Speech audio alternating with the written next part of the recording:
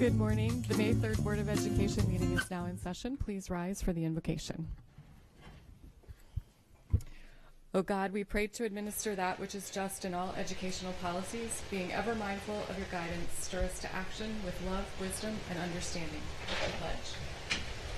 I pledge allegiance to the flag of the United States of America and to the republic for which it stands, one nation, under God, indivisible, with liberty and justice for all.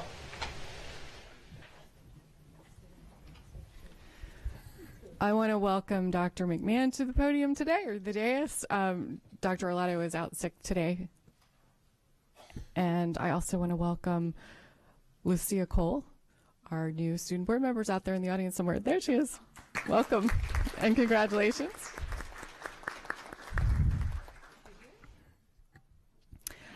The next item is the approval of the minutes. Do I have a motion to approve the minutes?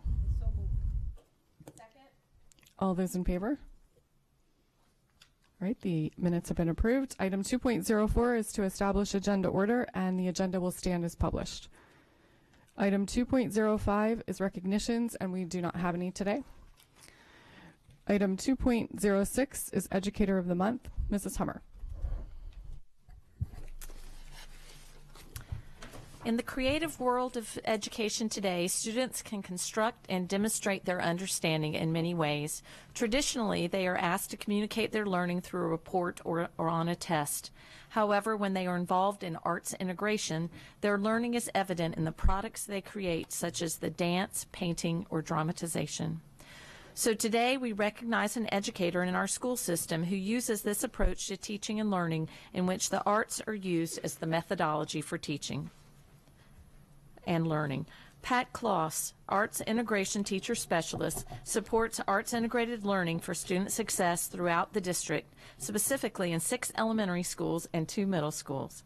Arts integration strategies have been incorporated into the county curriculum, scores of teachers have been trained, and hundreds of exemplar lessons written. Arts integration has become an essential strategy in our school system in connecting 21st century learners to rigorous, relevant, engaging coursework. As part of the 5-year plan of implementation, curricula has been single-handedly enhanced through strategies and techniques by Pat. Her expertise in visual thinking strategies, professional development, and coaching have been invaluable. Pat passionately believes that integrating the arts is the best approach to teaching, as it enriches the classroom environment with the arts, engages students, and motivates learning. Pat's mission is to help all teachers realize that they can teach through the arts. Her professional development strategies help teachers rethink the roles they play and their relationship with students. Those who work with Pat are constantly inspired by her creativity, enthusiasm, and dedication to the arts. Pat coordinates a variety of opportunities for teachers to learn about and immerse themselves in arts integration. These opportunities impact teachers' approach to instruction, engaging their students in a variety of ways. Pat writes a weekly arts integration blog for educationcloset.com and conducts professional development in her field for school districts not only locally but nationally. She has served as mentor teacher, instructional coach, and school improvement specialist for AACCPTAS. She's the county liaison and instructor with Towson University for the Arts Cohort, which has graduated over 30 staff with a post-baccalaureate certificate in arts integration. Pat Klos, learning through the arts is a dynamic way to engage students, as it lets them use their imagination and creativity as their methodology of learning each and every day. Arts integration is for any subject, anytime. So for these reasons and more, the board is proud to honor and recognize you Educator of the Month for May 2017. Congratulations. Please join me up front.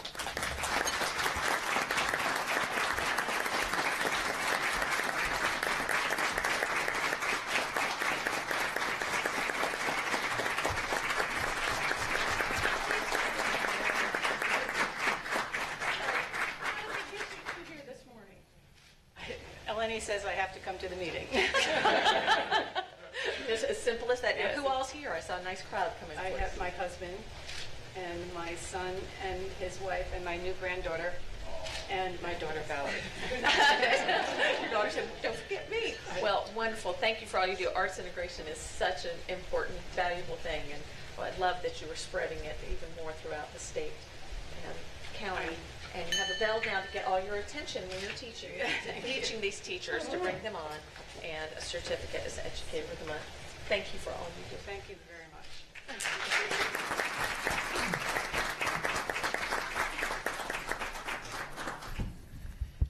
Next, we have Employee of the Month, Mrs. Sasso. Today, we recognize an employee in our school system who is the picture of professionalism as a media assistant and an amazing multitasker. Each morning in the Jacobsville Elementary School Media Center, Debbie Stanley juggles checking books out, helping students and teachers find materials, running the morning news, and giving quizzes to students on the books they read. She's also responsible for creating records for new books that come into the library, a task at which she so meticulously that Jacobsville has never had material flagged as having an incomplete record. Debbie has a great rapport with her students. Her interaction with them are warm and engaging, making the library a comfortable hub where the kids enjoy spending time. Every student, teacher, and staff member in the building is always greeted with a smile and positive, kind word from Mrs. Stanley.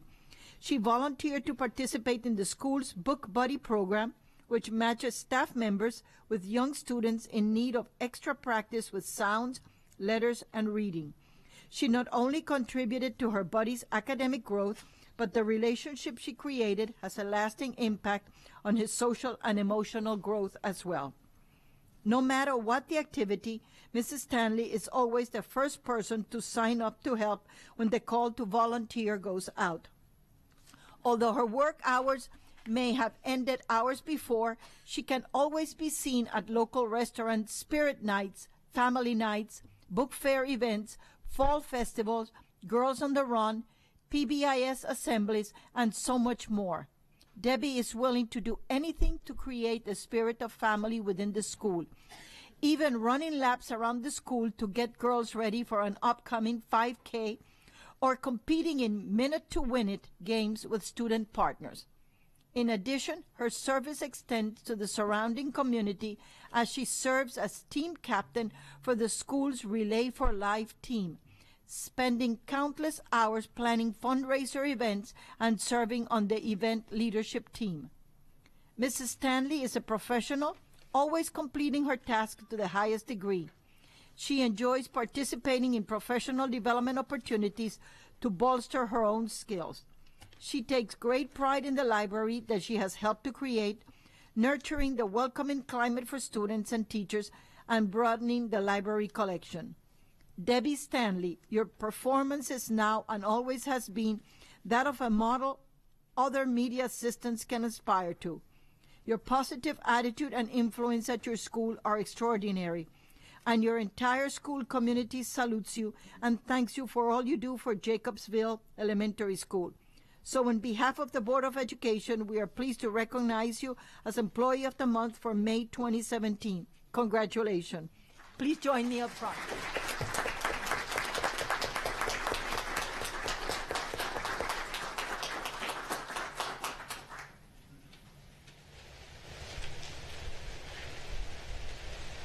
Okay, Debbie, what trick did they use to bring you here? I'm supposed to be here talking about Relay for Life today, actually. Well, would you like to say something on Relay for Life? We have an awesome team at our school. We set a goal this year, it was our 10th year, to raise over $10,000, and we've done over $11,000 this year. We present you with this certificate, and with this bell, you can bring everybody to Relay. Thank you so much. And thank you very much. Thank you. Wait, who came with you? Okay. My husband is here, my son is here, my stepmom and my stepsister, and Jen Richards from our school, the media specialist, and our assistant principal, Jen Schweikert, and Laura Watton, one of our special education teachers. So you do have a big crowd here for you. Yes, thank you.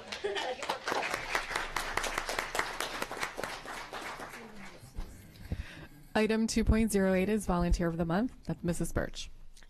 Thank you.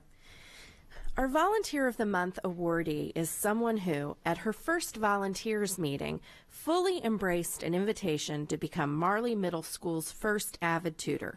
Since then, she has, according to one AVID teacher, exceeded all our expectations. Mrs. Donna Howard, you are that exceptional AVID tutor whom the Board of Education is proud to honor today as our May 2017 Volunteer of the Month. AVID Site Coordinator, Miss Bethany Wajek, writes, every Tuesday and Thursday, Mrs. Howard can be found working intensely with 6th, 7th, and 8th grade AVID students and assisting their teachers. She is now an essential part of the Marley Middle AVID program routine and success. Without fail, Mrs. Howard arrives for her volunteer duties early to ensure the AVID classrooms are totally prepared for their students and teachers. Thanks to her, Stacy Stamp's quick transition from a phys ed teacher in the gym to the AVID instructor in the health classroom is now worry-free. She goes all out, Miss Stamp exclaims. Tutoring groups are listed on whiteboards so the students immediately know where to go, and all supply caddies are well stocked. This is a huge help to me. Mrs. Howard further assists teachers and students by checking homework and classwork quality while effectively guiding students to show their work.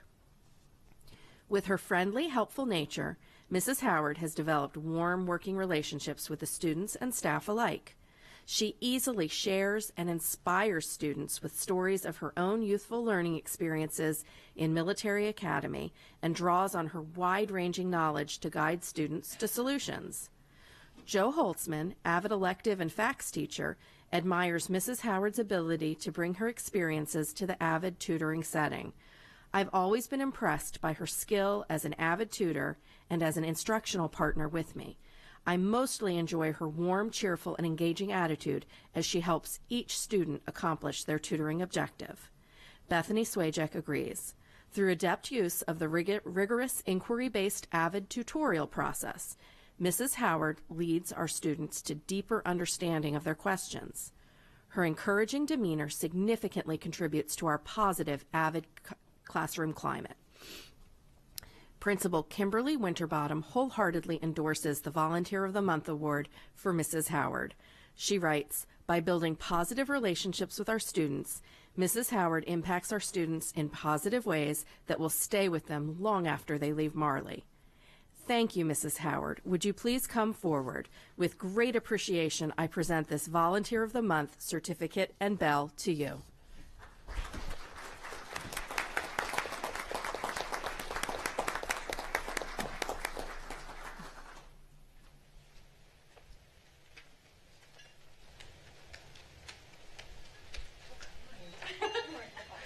Well, it sounds like you're doing wonderful things for our students at Marley. Thank you so much. Oh, well, you deserve more too, but what we have for you is a volunteer, which is delightful, and you can, tell them to come back to attention if they're drifting off. And here's a wonderful certificate. Now, what did they tell you when they asked you to come to this meeting this morning? Oh, they told me that something about AVID was going to be discussed here, and it would be great to have my support. This is true. Something about AVID is being discussed, and it's great to have you here and to have your support. Now, who did trick you into coming here today? The AVID teacher, the coordinator of my school, Mrs. Wajek, right there. Oh, good, I said it right. But she didn't have to trick me. Like, I just do what she asked me to do. Oh, what a wonderful volunteer you are. Well, thank you. We're so happy to have you supporting our kids. Thank you. We couldn't do it without volunteers like you. Thank you so much.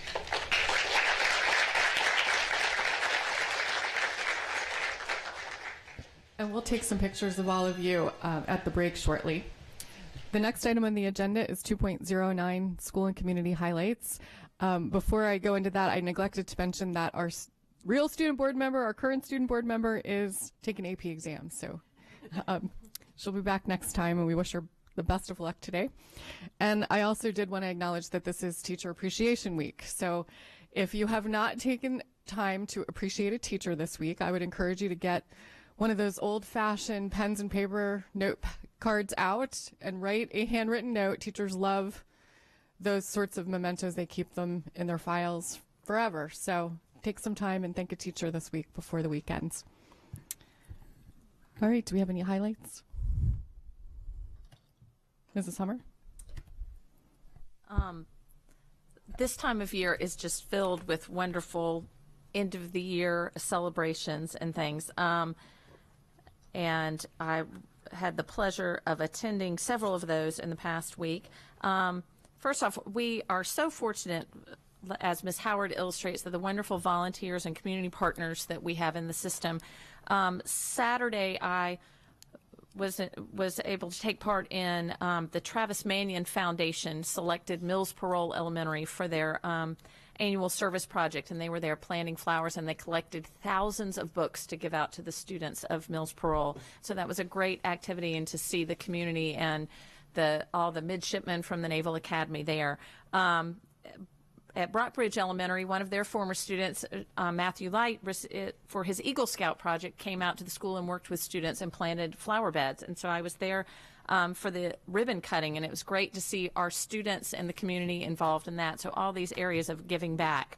The arts are alive and well in Arundel, as our Educator of the Month showed, and dance night at Glen Burnie High School was fabulous with the array of things they had. Did you know that we have a class dance for athletes? Love it. And so some of the athletes were up dancing. They were really good. I don't know what their sport was, but they were very good at dance. And the Little Mermaid production at North County High School was excellent. So that the stagecraft that our students have and the sets that they design are amazing. It was quite impressive. Scholarships for scholarships that we gave to dozens of our students last week, and that was so impressive. That's the Retired Teachers Association is involved with that, and many of our other community partners, and it was great to see some of our outstanding students recognized. Yesterday, I attended the recognition ceremony for our Cat South students, and if you ever want to be impressed and feel confident about who is going out into our workforce, you need to go to one of our CAT centers and see what they're doing. These students were recognized and received certifications in a variety of careers across the board. They are headed straight into the workforce, many of them. One young lady has completed 3 certification programs and her associate's degree. She is graduating from high school this month and is already a junior at the University of Maryland. I mean, it's an impressive crew, and she is well on her way to entering the medical field. And she was just one example of the amazing students that we have there. Dr. Arlotto and myself and some other of the school staff, as well as staff from MSDE, was able last week to visit Severna Park Elementary and their fabulous principal, Lynn Burris. They have been recognized as one of the outstanding gifted and talented programs in the state. And so she highlighted for us all the great extracurriculars and advanced enrichment programs that they have at Severna Park Elementary. And I know all of our schools offer those things. Severna Park was just an excellent showcase to put them out there, but it really is impressive to see everything that's going on to challenge our students in so many different ways there. As she said, what makes a successful teacher? Is it magic or is it skill? And it's a combination of the two. And definitely at Severna Park, you could see the magic working in the classrooms. And then yesterday was really exciting. Ms. Birge and I were able to go for the kickoff of Crab Radio, which is the new school system radio station in conjunction with Maryland Hall, and we're looking for, it'll be student programming, and we're looking forward to when it becomes totally student run. So 104.7, if you're in the Annapolis area, it's not a super strong signal, but you'll be able to get that and you'll hear our students performing and doing, so that's really exciting. So that was very fun to see. We wanted to push all the buttons, but we didn't, but because we wouldn't have been able to pay for it if we broke it. But the Crab Radio is very exciting, so looking forward to that partnership. Mrs. Birge. Thank you. I really did enjoy going to the kickoff for Crab Radio. And you can also listen to it online. Dr. McMahon, what's the online? Online, if you want to listen to it, it's crabradio.airtime.pro.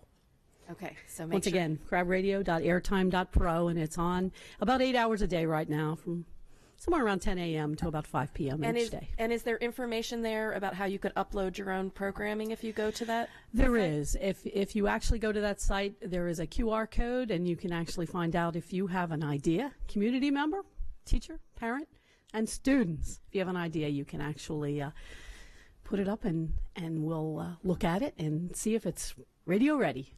Thanks. So just wanted to make sure everybody knew about that, because I think that's one of the most exciting parts, is that the community can really become a part of this radio station.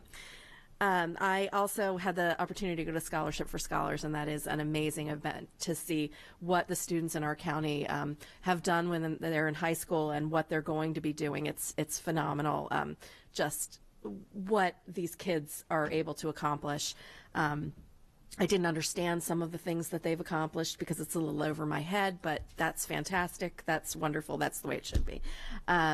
Also, we haven't mentioned that we had the Teacher of the Year awards last week, and what an amazing group of teachers it was. I can't imagine being on the selection committee. That must have been very difficult, but congratulations to everyone who was nominated, but in particular to Josh Carroll from South River High School, who is our Teacher of the Year from Anne Arundel County, who will go on to represent Anne Arundel County at the state Teacher of the Year competition. We wish him the best. He was fantastic. So congratulations, Josh. Ms. Sasso. I also had the opportunity to go to the Educator of the Month and Josh Carroll, but at the same time, since we were talking about Crab Radio, the tower will be going up on May 23rd. So hopefully by June and by the summer, we should all be able to get a better signal for it. Okay.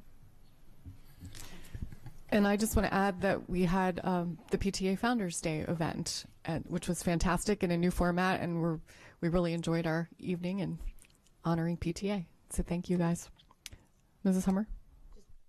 One more thing about Crab Radio. This has been a multi-year project to get there, and one of the things only in our area that when you run into roadblocks sometimes or challenges you have to overcome as they're trying to work on the tower and get things, they had to work around osprey mating season, because if the osprey were mating, and if you went up there, they would kind of, if they were in the midst of amorous activities, they would attack. And so who knows, see the things that go on behind the scenes in a school system to get things done. All right, item 2.10 is the CAC report.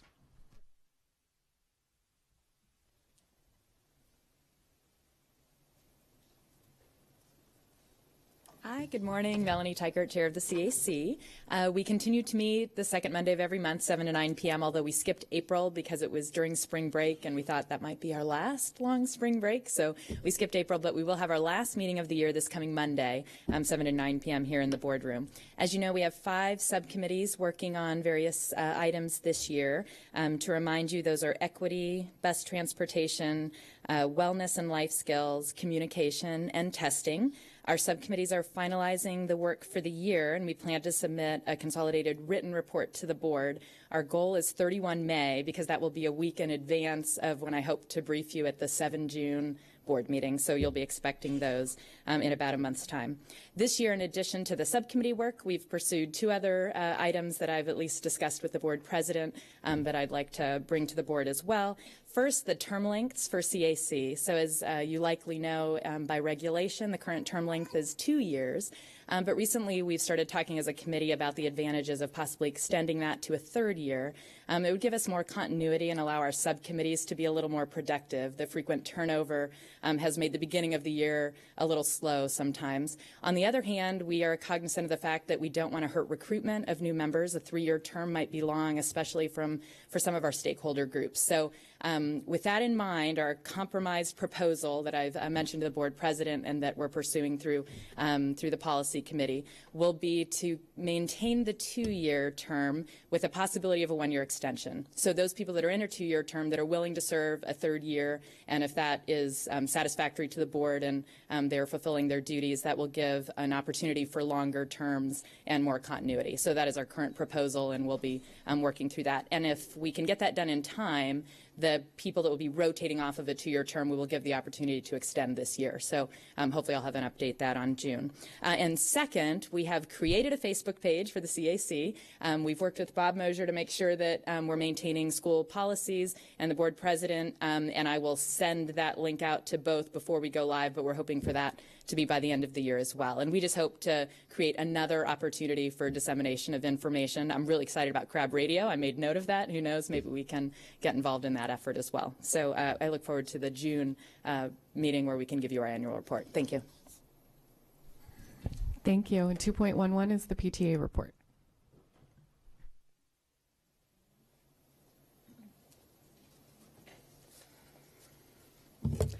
Good morning, everyone. Dr. McMahon, President Korbelak, members of the board. I'm Allison Pickard, President of the County Council of PTAs. We did have a fabulous night, April 21st, and I thank many in the room and many of you on the dais for attending. The council, my executive board, and the Founders Day committee chaired by Steph Holler really did take a leap of faith with me as we went to change year-old format of Founders Day. So it was fun. There's some tweaking that still could happen for next year. We learned a lot. I learned a lot but with sponsorships and silent auction donations, the community was well represented. We did give out 3 awards, and these were new awards for the council. Kirsten Chapman from Germantown Elementary was awarded PTA Advocate of the Year. Ashley Olerking from Manorview Elementary was awarded PTA President of the Year. And finally, Debbie Naparali from Chesapeake High School was named PTA Volunteer of the Year. That was really the crux of the whole evening, and it was exciting to see them, their work be recognized. And it was really exciting to see the energy in the room. I know my PTA from Oakwood Elementary got to meet PTA members from Chesapeake Bay Middle School, so that, there was a lot of good energy like that, and I hope we can keep that going as the years go on. So thank everybody for attending. We are going to turn our attention now to training. We'll have PTAs across the county are electing new officers or retaining some officers, so we're going to do some training in June to make sure we can keep our leadership skills top-notch, and advocating for the public school budget next week at the county council budget hearing. So thank you. Have a great day. Thank you. We'll take a short break now to take pictures of the employee volunteer and an educator of the month.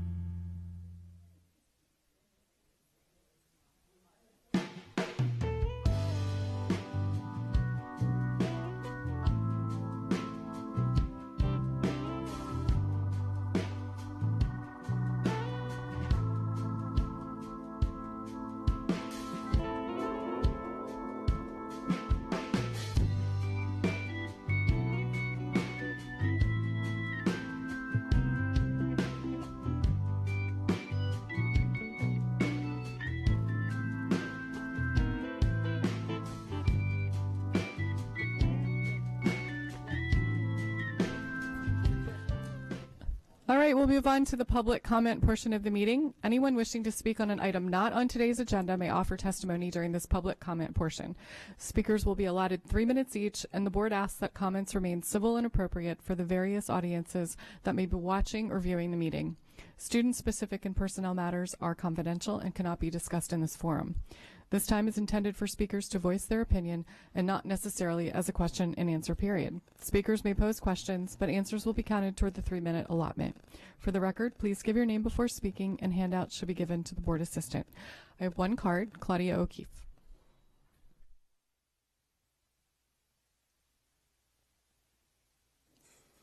Hello, my name is Claudia O'Keefe. I'm a parent and former student in the county school system.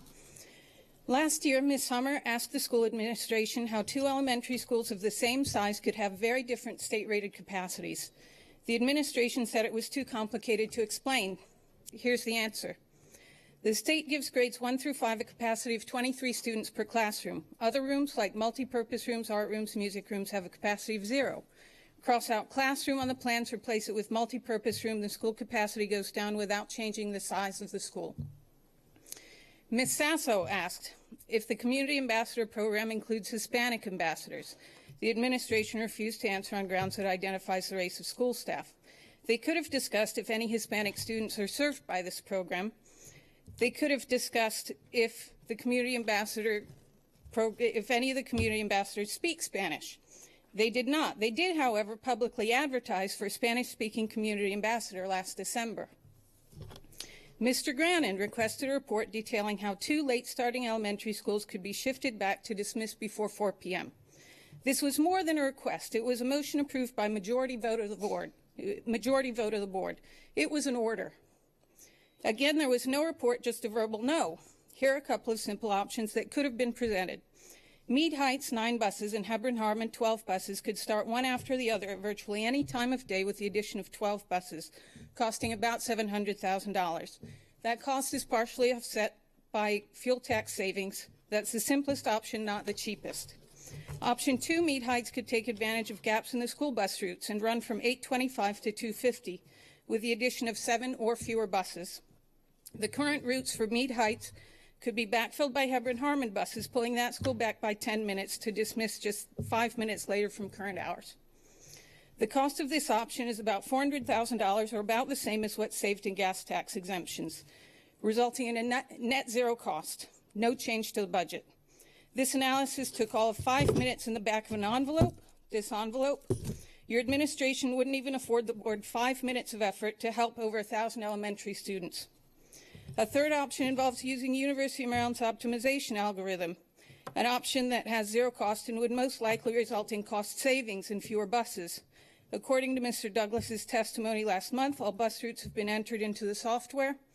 That's more than enough data to run the optimization algorithm and save money on buses, an estimated 5%. 5% of a $50 million budget is $2.5 million you could be saving. I truly believe all your hearts are in the right place. You ask very, very good questions. You get lousy answers. The administration isn't answering your questions, isn't providing the information that you request, that you require of them. What are the consequences of this inaction? If the administration is not accountable to you, the school board, then to whom are they accountable? Thank you for your time. Thank you. Is there anyone else who would like to address the board at this time? All right, we'll move on to consent items. We just have one today, item 4.01, award of contracts, site work for Jessup Elementary School replacement. This is an information to action item. Do I have a motion to move this from information to action? All those in favor? We now have an action item. Dr. McMahon, your recommendation. The superintendent recommends that the Board of Education award contract 17 CN 161, site work for Jessup Elementary School replacement, to Urban and Zinc contractor in the amount of $9,033,000 and $33,070. Second. Is there any board discussion? I do have one card on this item. Scott Livingston. Good morning. My name is Scott Livingston. I'm an attorney, and I represent C.J. Miller, the second low-priced bidder for this project. The difference in money is X dollars, but our client, my client, met the minority business enterprise goal, didn't ask for a waiver. By contrast, the low bidder did ask for a waiver. It only achieved about 2/3 of the 35% goal. Here's why that gets significant. The way the board ruled on it below, the supervisor, all you have to do next time is don't contact very many MBEs, just enough to have 2/3 of the goal, and then assert that you're going to do the rest of the work with your own forces. That's a way to do things, and that's what all of the potential contractors that I advise are going to be given advice, lest you treat equal cases unequally and deny a waiver next time. The bad thing about that is that the MBE program, well, if you're an advocate of MBE programs, which I happen to be, because when I was an assistant attorney general, I drafted it 40 years ago, and I still think it's a good thing. And it's a core value, inclusiveness and diversity. It's a core value of CJ companies. They almost never request a waiver. And occasionally it costs more. Well, it may cost more and get reflected in a higher price, but at least the General Assembly has concluded that that's a price worth paying in order to remedy the lingering effects of past societal or race discrimination. All that highfalutin stuff means is that we follow the rules. Urban Zinc put in its request for a waiver, and if it gets granted under these circumstances, it's going to invite other bidders to say, well, Anne Arundel County doesn't much really mean that stuff. We'll not get as much MBE participation as the aspirational goal calls for. We'll go in and get a cheaper price, get awarded it, and we'll get a waiver, because that's what my old friend Mary Jo Childs said was the proper way to handle this particular bid protest. Under the circumstances, I'd like an opportunity to be heard on the merits of the bid protests other than after the contract gets awarded. So right now it's poised to be awarded. I'm not even sure if you didn't already vote for that with that last vote for the consent routine budget or agenda. But the setting here is that you want to have a bidder have an opportunity to be heard in a fair manner, open meeting like this. And if we get awarded the contract a week or two or 3, 4 later from now, it won't matter to the board, because we'll still have to complete the project in a timely manner in accordance with the project schedule. It means we'll have more overtime. It means we might work 6 days instead of 5. But your deadlines will all be set, so it won't affect the follow-on 15 or so contractors that need to work on this project. I brought with me Mr. Dave Weller, and he's here to promise you that, yep, if he gets awarded it, it'll be done on time. Yeah, in our 59 years of business, we have never failed to meet a contract deadline, and we always play within the rules that are provided to us. It's just very disheartening to see that others are allowed to skate around those rules that are established. Thank you very much. We appreciate the opportunity to be heard. Thank you. We have a motion that's been seconded to approve the contract. All those in favor? Opposed? All right, motion passes. Action items 5.01, administrative personnel appointments. Dr. McMahon, your recommendation. The superintendent recommends that the personnel listed on the attached sheet be promoted and/or appointed. So moved. Second. All those in favor? Motion passes 6-0. Item 5.02 is personnel. Dr. McMahon, your recommendation. Superintendent recommends that the board approve the actions as stipulated on the attached sheets. Mrs. Nalley?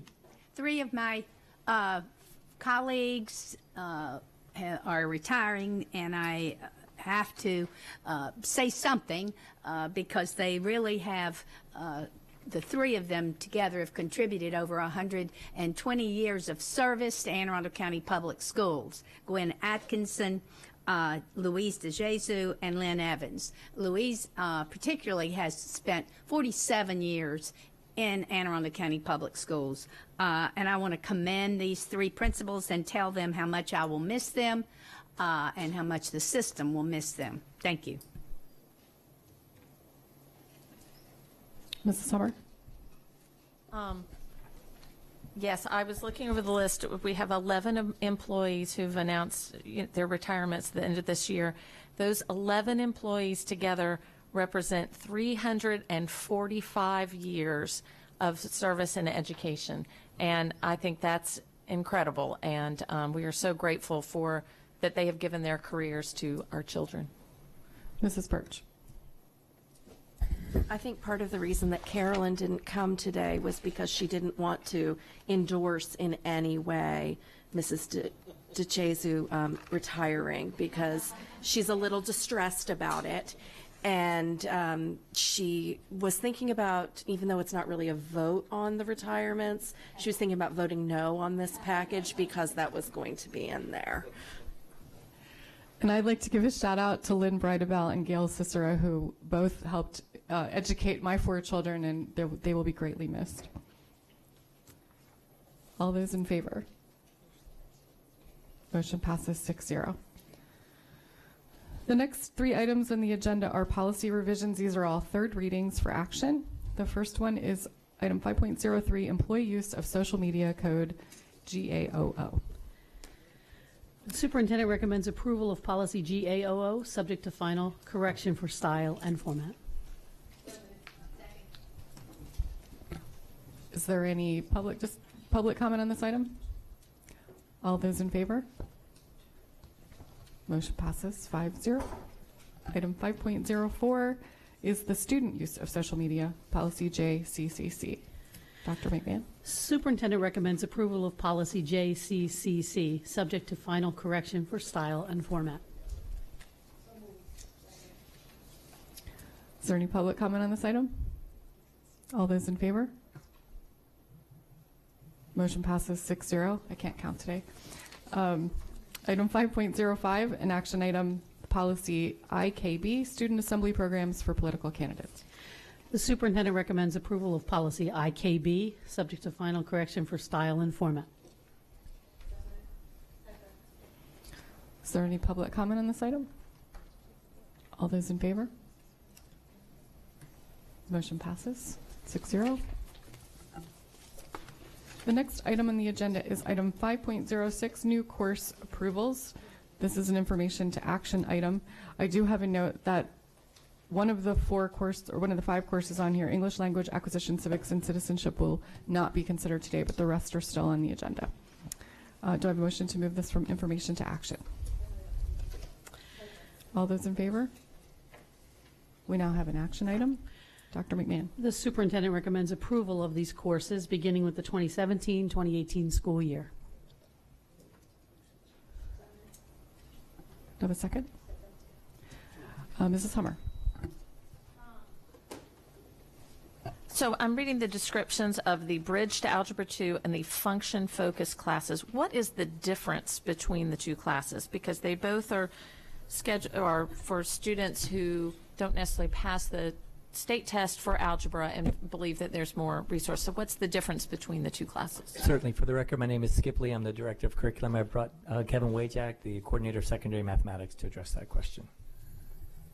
Good morning. For the record, my name is Kevin Wajek. I'm the Coordinator of High School Mathematics for our district. So the first course, Bridge to Algebra 2, will be a remediation experience for students that affords them the opportunity to see previously learned content in Algebra 1 in a new and enriching way through the lens of science and architecture and art in an effort to help those students really finalize and formalize those skills such that they are able to be successful in subsequent courses. The second course is intended as a very similar experience, but in skills that the students have yet been exposed to, in an effort to kind of pre-teach some of the standards that they will see in subsequent coursework, but also to really hook that interest in mathematics in the real world, such that when they move on to subsequent coursework like Algebra 2 or a higher level statistics course, that they are more ready to be successful and college and career ready as they exit our system. So will these be classes that that we steer students toward, or is it one that it will just that they could pick if they wanted to? Yeah. Great question, and the answer is yes to both. We would absolutely help students who we think would be best suited in these courses see the merits of the courses and the benefits of taking them. As well, students who kind of just feel compelled to do more math, which makes my heart happy, would absolutely be welcomed into those courses. So when we do the math sequencing, generally is Algebra 1, Geometry, Algebra 2.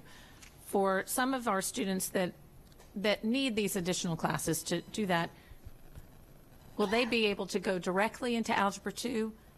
My concern is that if they take that year for geometry, some of that remediation is lost but before they get to Algebra 2, but they don't have that year in the sequencing. Again, an excellent question, and really we would help support schools support students in what's best. Courses could be taken concurrently, or they could be taken as part of the course sequence. So as a sophomore or a junior, these courses would be ideal kind of for either student.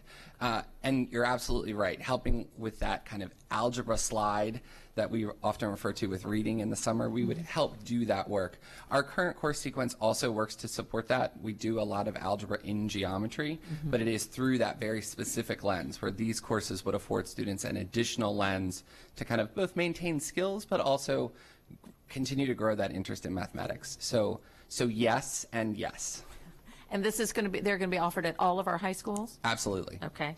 And then now I have another one for the next class that's down. So for the English language acquisition career literacy, is this going to be offered, I know it's specifically for some of our older students that are in there, is it offered in the regular high school, or is this just an evening high school class, or is where specifically will this class be offered, available? I brought Kelly Reider, the coordinator for English language acquisition, to address that.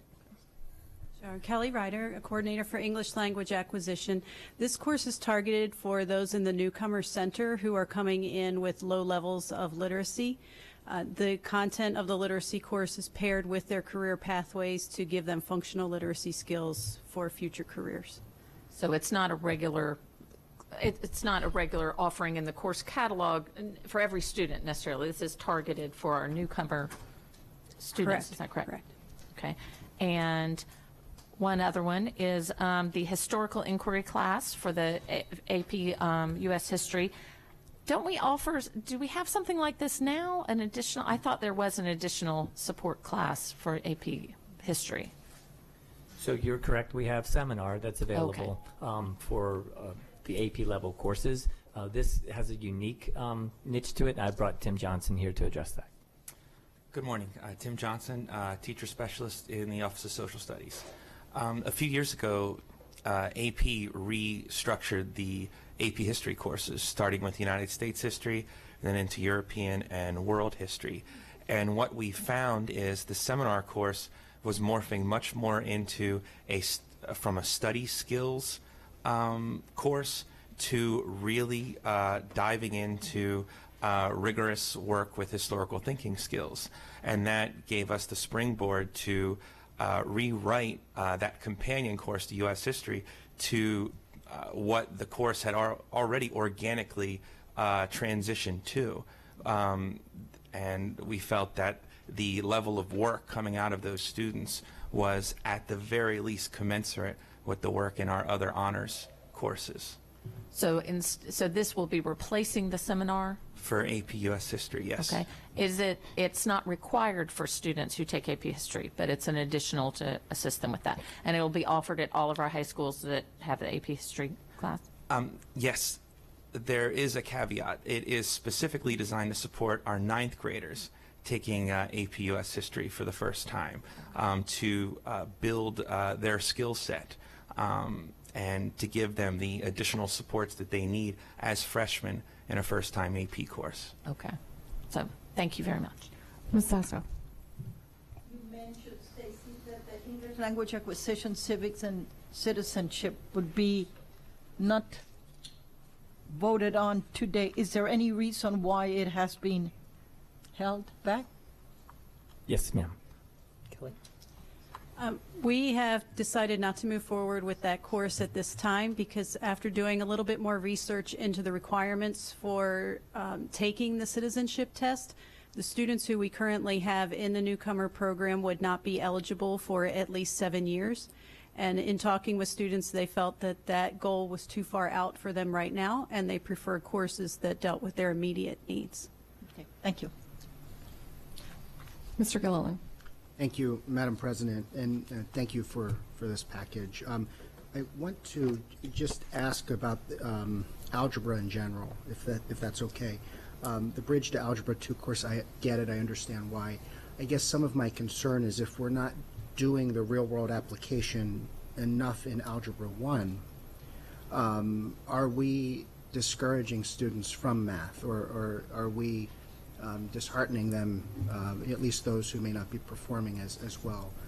So I guess, that's more of a theoretical question that can spark debate, and I don't want to do that. But if this course does offer learning assets and resources that can help Algebra 1 teachers and those students, would those be available to use for those Algebra 1 teachers? Yeah. So a great question. And in that, I would answer it by saying that we absolutely do the things that I've talked about in our Algebra 1 program currently, but there is a broader set of standards for students within that course. The proposed course would focus solely on the core three functions that students study in Algebra 1, so linear, exponential, and quadratic functions.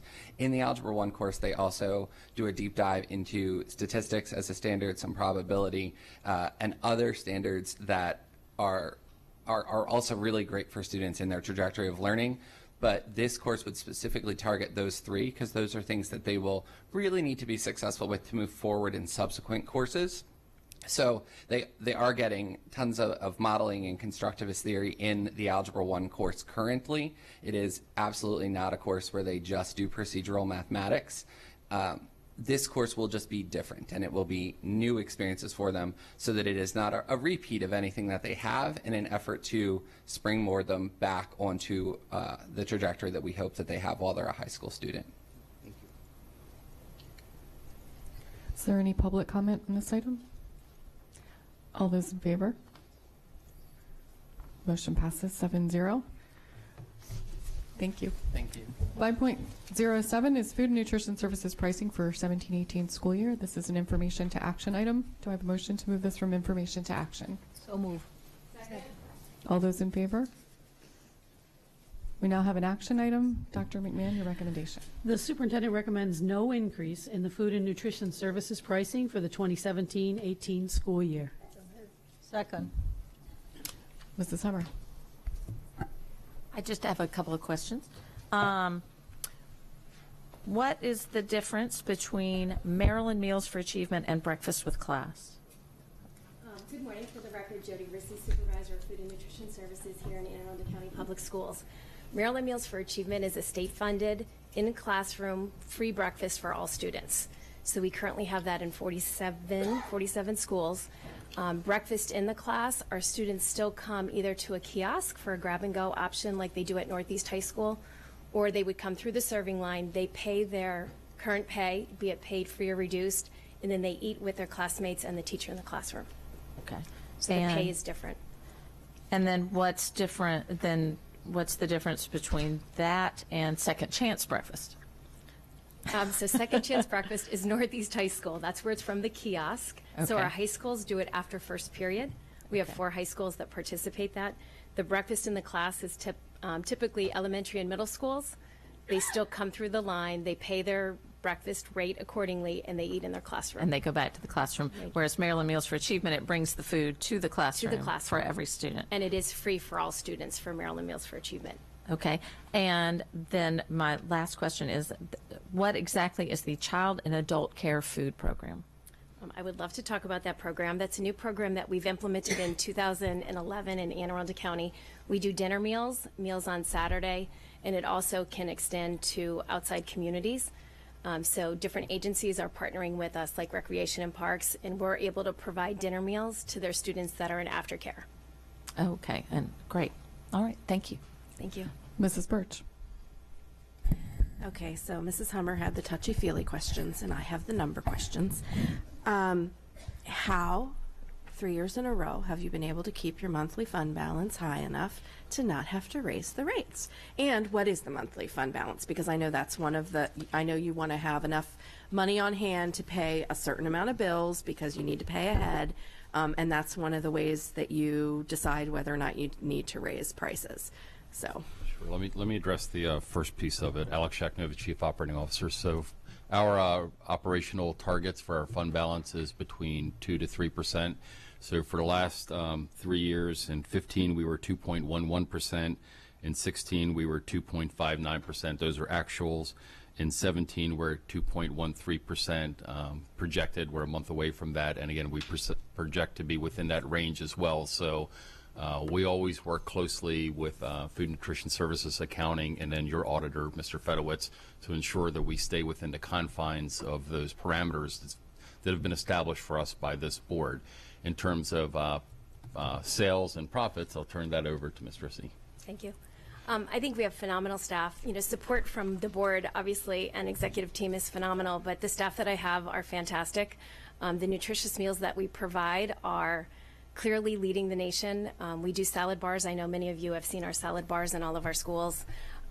Nutrition is so important to us, and I think the more fresh fruits and vegetables that we offer, the more local that we infuse into our menus, and we always have our students part of our testing process, our participation continues to go up. So with really effective business practices in place and having our participation goes up, it really allows us to do the great things we do. And that's on the volume side, and the other two elements are because of volume, Ms. Rissy and purchasing work aggressively to get economies of scale. So we're buying the commodity at a preferential pricing structure, and then to the extent that either the federal or government or grant programs continue to provide more revenue per head or grant opportunities, Food and Nutrition Services is very aggressive to make sure that we're maximizing the revenue that we get from those supporting agencies, which again help us not have to then transfer the cost directly into the pocket of the students and the families. Well, congratulations, because you're obviously doing something right, and we all appreciate your hard work. Thank you.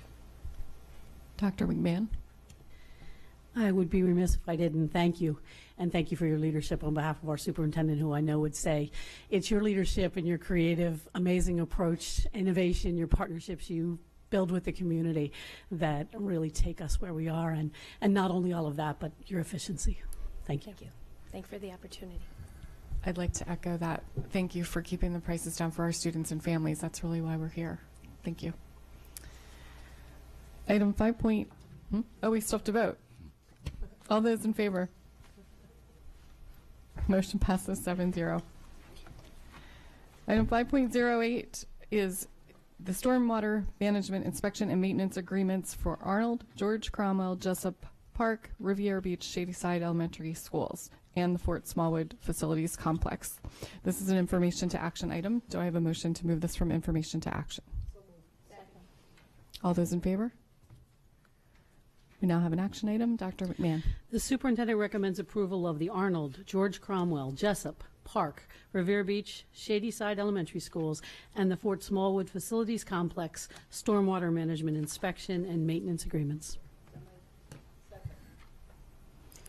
Do we have any board questions? Do we have any public comment? All those in favor?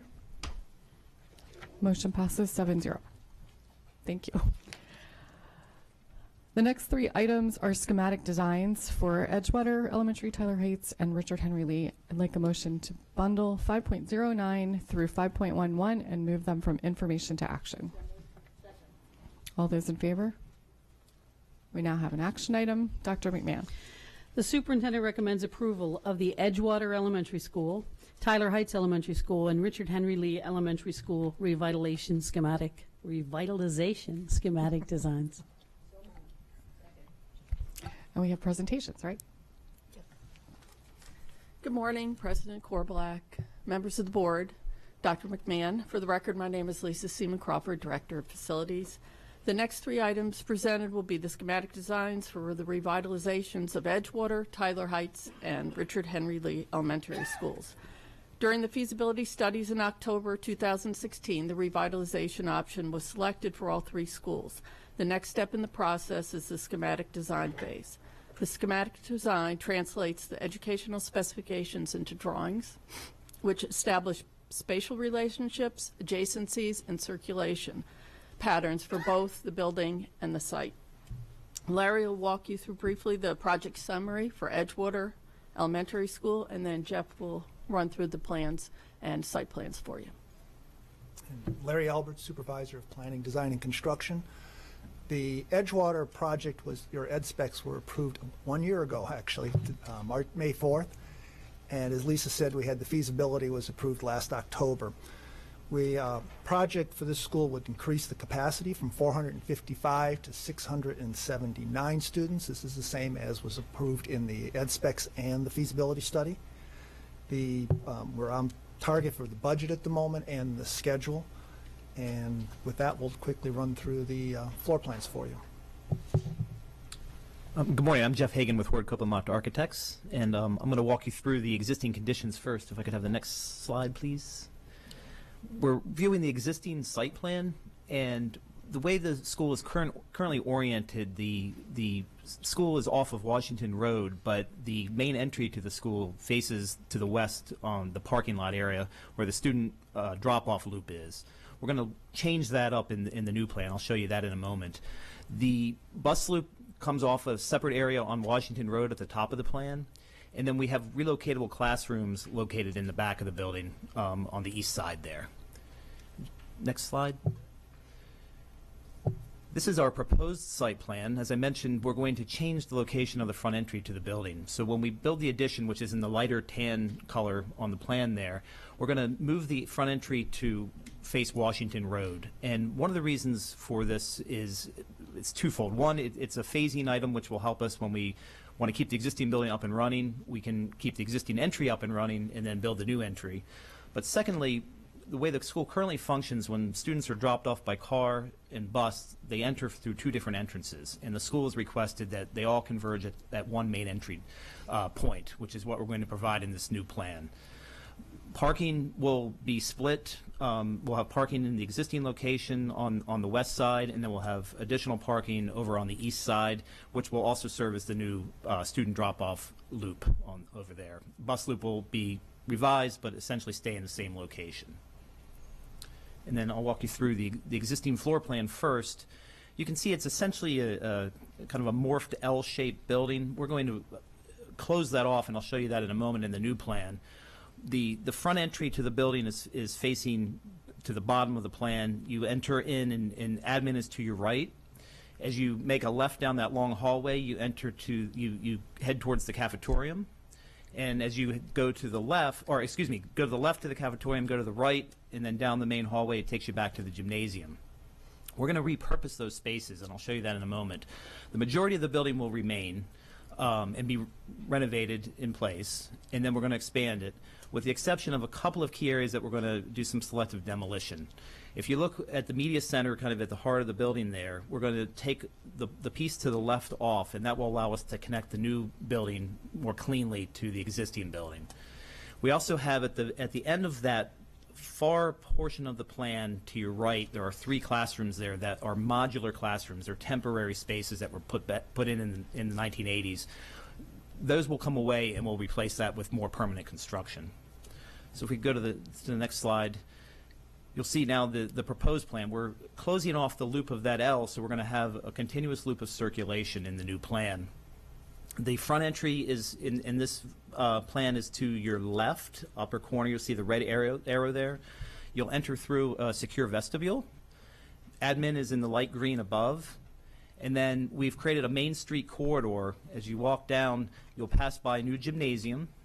And then the existing gymnasium is now repurposed as a cafeteria, which we were very fortunate that the cafeteria, or the existing gym space, was the exact size we needed for a cafeteria. So we're able to reuse that space and then build a new gym to the proper size for the current ed specs.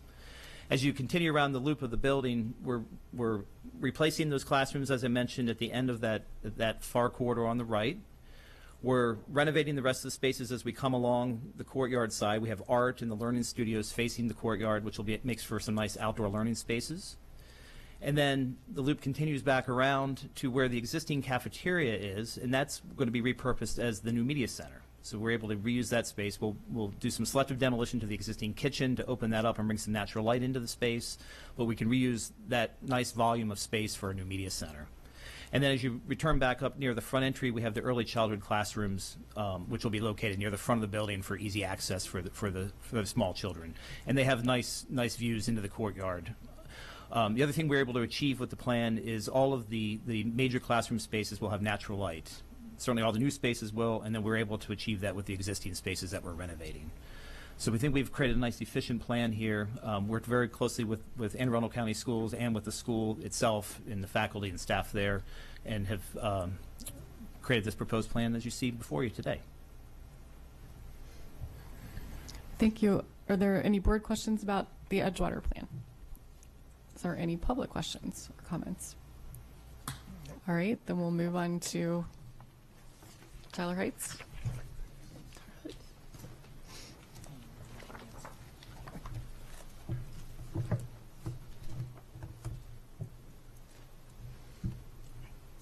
Robin Toth from TCA Architects has joined us. So I'll move it over to Larry. Again, the ed specs and the feasibility studies were all presented at the same time as the previous project. One thing that I did not bring up previously, but all our projects do involve, in addition to the architect engineering staff and my staff, we also include parents, usually from the PTA, but parents, we have principals, teachers. Some of the projects have custodial, and we also have a representative from MSDE who we work with on all these projects. Tyler Heights, the largest difference with Tyler Heights is we've done some redistricting. So we have modified the capacity from what you previously saw during the ed specs and the feasibility studies. We've removed 2 classrooms. So the current capacity is 442. We have 582. We feel that's sufficient not only for the redistricting, but to handle the number of students going to Monarch or who may stay there and not elect to go to Monarch. So with that, I'll let Robin run through the floor plans. No, it's all yours. Good morning. Here you see the existing plan. Towards the right of the bus loop, that is the main entrance for the site, the way they have the signage up. So everyone is entering down there, whether it be a bus or a parent dropping off. We're going to work to improve that in the proposed site plan. In addition, you'll see there's only 64 parking spaces for approximately 90 staffers. So again, we will improve that condition because right now there's street parking. There is no backstop in the play fields, which we will provide, and also there's no existing stormwater management because that wouldn't have been part of the original design, and so they have issues with ponding water in the play areas, and again, those things will be improved in the new design. Moving over to the next slide. In the proposed design, you can see the red portion is our addition. If you're wondering, the angled area on the side is provides a couple of different advantages. One of it is being able to reduce the amount of grading and cost to the building, and also to preserve as many of the trees on site. There's a nice wooded buffer along that line that we're trying to preserve so that we don't have to do more planting elsewhere. The addition will also allow for a loop circulation, which you'll see in the proposed plan, and also provides the opportunity for a new courtyard, which again will give great outdoor learning experiences to the students. As far as circulation to the building, you can now see there are 2 separate entrances, which will both be 2-way. The one all the way to the right will be for buses and for service vehicles and some of the staff parking, and it will give them loop circulation and they will be able to exit to the right. On the left-hand side will be for the cars and visitors and parent drop-off, and we provided a long lane for stacking of parents as they come to pick up and drop off their children. So it should help the vehicular congestion on site. Also, you will see we've have placeholders on the plan for stormwater management as we work through the process during the next phase, and you can see that there are properly sized play fields with a softball field and play areas both mulched and paved for the students. Moving on to the next slide. Here is your existing plan. Much like the last school, it is an L-shaped design. The main entrance is down in the bottom left-hand corner where there's a red arrow. The entrance is tucked back. The main office has limited visibility as they're trying to keep an eye on the front of the building. It should be mentioned this school was designed in 1962 to those standards and has not had any major renovations in the time period. So many things like the main office, the health suite, they're both undersized. The multi-purpose room is both a cafeteria and a stage, and a gymnasium. The toilet rooms would not be ADA compliant, and there are multiple portables that have been placed on site to accommodate the population that has grown. In addition, many of those portables are supporting the resource programs that are needed for this school and some of the classrooms. The both music programs and art programs are undersized in this original plan, as are the early childhood classrooms. Moving on to the next plan, the proposed plan. As you can see here, we have created the looped circulation as was discussed earlier. The main entrance will be moved all the way over to the right where the red arrow is. We'll have a small addition in the pink area which represents the admin area, and that will, projecting them out, will give them better visibility of the front, both the bus and the parent drop-off. You can see the main corridor to the right tapers with that angle that we spoke of earlier, and that allows both the preservation of site resources and reducing the budget, or the construction budget. It also tapers down as you go from the public spaces to the private spaces in the back. We have all of the early childhood along the back in a row, and they will have easy access to their play areas. They're all shown in blue. In the bottom right-hand corner, there's space for the before and after care near the drop-off and pickup areas. You also have your music in the far right-hand corner with direct access to the platform. The cafeteria and gymnasium are above that. They're separated, but we'll have an operable wall to open up for a larger space. The cafeteria will have natural daylight to the left with glazing that will open up to the courtyard for nice views and daylight. There'll be a new kitchen and new mechanical spaces which will support all of the new building systems that are part of this revitalization project. In purple, you can see those are resource spaces, and they are allocated around the building now for access at all the different grade levels. There's also small pink spaces, which are toilet rooms for the staff that, again, are allocated in all four corners. You have 18 classrooms, which are shown in beige. And you'll have 2 learning studios, one in the top left-hand corner and one that has access to the courtyard. The art room will be moved along the horizontal area near the admin suite, and it will have the preferred northern exposure, and also will have access out to the courtyard for outdoor experiences. And finally, on the bottom left-hand corner is your media center, which again we will use the existing multi-purpose space to create the media center because it's a nice volume, and we will add natural daylight to that space also. All right, Mr. Gilliland. Thank you, and thank you for the presentation. I think all 3 of these plans are excellent. I appreciate the fact you noted the handicap spots. And maybe it's just a broader question, but is there a formula that we use? So in this case, 115 spaces, 7 are handicap. And this, I believe, this has the most parking spaces of any of the schools. But is there a formula that we need to adhere to, or is that just a magic number that we invent? It's a code requirement. Okay. The number of handicap spaces per parking spaces, overall parking spaces. Yes. Thank you. Mrs. Birge. So I noticed that the early childhood ed classrooms are not next to the office where we usually have them next to the office. Was that just not going to work because of where playgrounds are and things like that? In trying to preserve the existing structure because we are going to repurpose, we will revitalize and renovate all of the existing classrooms, but in trying to work with the existing constraints of the structure, it made logical sense to put it in the addition where they could be properly sized and configured, and the planning committee was in agreement with having it in that location with the access to the play areas. Okay.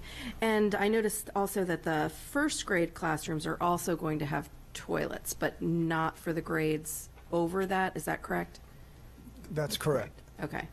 Is that just so that if you needed to use them for a kindergarten classroom, you could do that?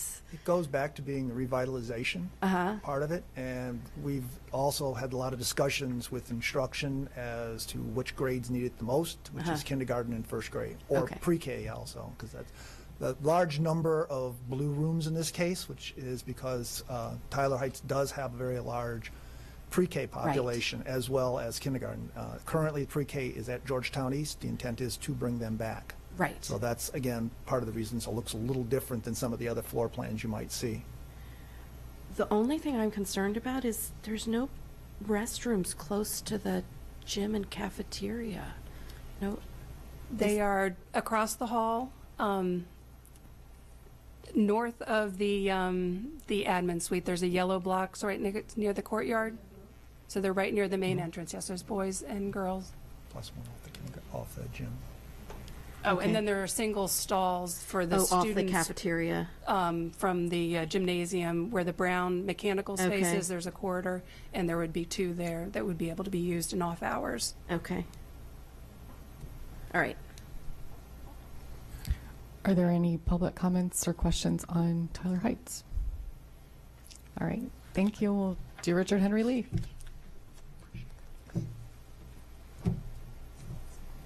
Well, we're waiting for Kieran to come up. I'll update you real quickly on Richard Henry Lee. Again, it's been on the same schedule, glide path as all the other projects. That particular school is going to have 578 is the state rated capacity for it, although currently it has 479 as the SRC. The enrollment is relatively high at the moment, but we do look at the overall patterns for the school, and we do think it's going to be coming down a little bit, so there should be plenty of space for classes. Great. Good morning, everyone. I'm Kieran Wilmus, principal with Griffin Park Architects. I'm happy to be here. We've had a terrific schematic process, collaborative process with both Larry and Lisa's group and the school committee. I think Principal Woolleyhand is here with us today, and I just want to thank him for his dedication pulling his committee together on a very challenging site. You can see the site plan in front of you. This is the existing condition. It's less than 5 acres. It's a very constrained site, really more of an urban condition in the center of Glen Burnie. So we're bound on streets by all 4 sides. And the existing condition, you can see the main entrance right now, the purple arrow on the A Street facade towards the east end of that building. Very constricted dimension there, bus drop-off on that side, very little sort of front porch area before you come into the front door. Cars queue in that light blue line. You can see they start to wrap around 2, if not 3 sides of the site. There's no dedicated drop-off area there. That's off-street. And we have a very busy crossing guard on the corner of A Street and 4th Avenue. If you've been there in the morning, that is very busy trying to keep all of this separated and kids safe as they navigate the neighborhood streets. So again, we're dealing with a very, very tight site and trying to solve a lot of issues in the new plan. We can go to the next slide, please.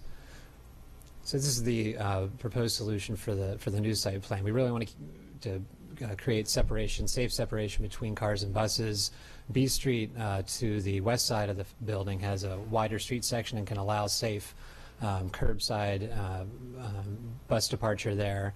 We're reorienting the main entrance down to the south, to the 5th Avenue side. 5th Avenue is a rather busy street. We don't want to bring cars on and off of it directly, but still maintain that parking lot access off the A Street side. So create more of a gracious entry sequence, a dedicated student drop-off by cars with parking lot in front of the building. So again, it was important to the committee to have all students from buses and cars come into one common main entrance with oversight and security and safety that provides. Also the before and after care, which is not in the current building now, would have its own dedicated entrance on the same facade, making ingress and egress very easy and safe to the building. And we go inside to the existing plan. Existing building is what we would call a split level condition. We come in right now off the A Street facade to the east, where the green arrow is, into a one-story at-grade block that houses administration, media center, and a few classrooms now. As you move into the classroom wing to the left side of the plan, you go down about 4 feet to the lowest level and up about 8 feet to the higher classroom level. These are classic early 70s open classroom conditions.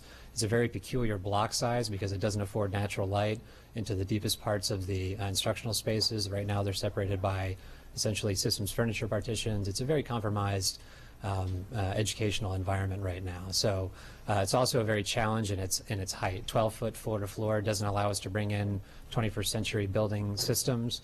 And also, again, proportionally doesn't give us access to good daylight there. So we're proposing in this solution to actually demolish a large portion of that two-story wing and create a condition that lets us deliver your ed spec and the modern systems it needs to service it. So we can go to the next slide, please, and show you that demolition diagram. The shaded areas called renovation are going to be existing to remain. We're going to keep as much of that as we can. That hatched block is a two-story block, again, that split level condition that we're going to demolish and then rebuild to optimize new program areas. And you can see that area shaded in blue below. Going into the new plans on the next page, again, reimagining that main entrance from the south, from the 5th Street side, gives us the opportunity to again, rebuild that in a more idealized condition. Our new addition includes administration area, health and guidance, as well as the public areas, the gym, the cafeteria, and the stage, which again can create that idealized condition of the operable in between for large events, and taller volumes for spaces like music. The existing wing will be converted to serve the new program areas. So for instance, the existing gymnasium will be converted into the before and after care, again taking advantage of that high volume space with access to that parking lot to the south. The existing cafeteria and multipurpose room on the southeast corner will be repurposed for early childhood, so they have a dedicated cluster there with access to their own dedicated play areas directly outdoors. The media center will remain in its current location but will be enclosed. Right now it's kind of in an open plan condition. That'll be enclosed with as much transparency as we can provide, with a centralized courtyard that provides daylight to a space that currently doesn't have it. It was important to the committee to have grade level clusters that were easily identifiable. So we're providing clusters for early childhood, as I mentioned, and then first, second, and third grades all on this first floor. We are maintaining that slight split in the site to minimize the earthwork, so we're not having to haul in a lot of expensive soil onto a very constrained site that's difficult to balance otherwise. So again, we're taking advantage of that grade change with a few steps and ramps, again, to mediate that grade change, but still respect and mitigate the earthwork condition that's out there now. Upstairs, we're going to have the 4th and 5th grade clusters rounding out the rest of the program. And incidentally, the interior courtyard is going to provide natural light to the learning labs in purple and the art space as well, to give them some outdoor space to do their programs. So thank you. Happy to take any questions. Mr. Gilliland. Thank you again. And I think you hit the nail on the head when you said this is just a challenging area to navigate. And what really struck me was the reduction of parking spaces. For whatever, I don't know why parking's on my mind today, but so 59 to 41. So that reduction, maybe an unfair question for you, but you know, it's maybe a staff question, but not your area. Do we know the number of faculty and staff in that building, and are people not going to be able to park? We're going to strive to increase that number if we can. This is a conservative number at best. As we know, we're dealing with a lot of compromised positions, from fields and play areas to parking. Safety and security was the paramount concern, so we wanted to make sure we address those issues first. It's possible to increase that parking area. It would just reduce the green space available for the kids for outdoor recess. So we're going to work in the next phase to find that balance and make sure we can provide as much parking as possible. Thank you. Sure.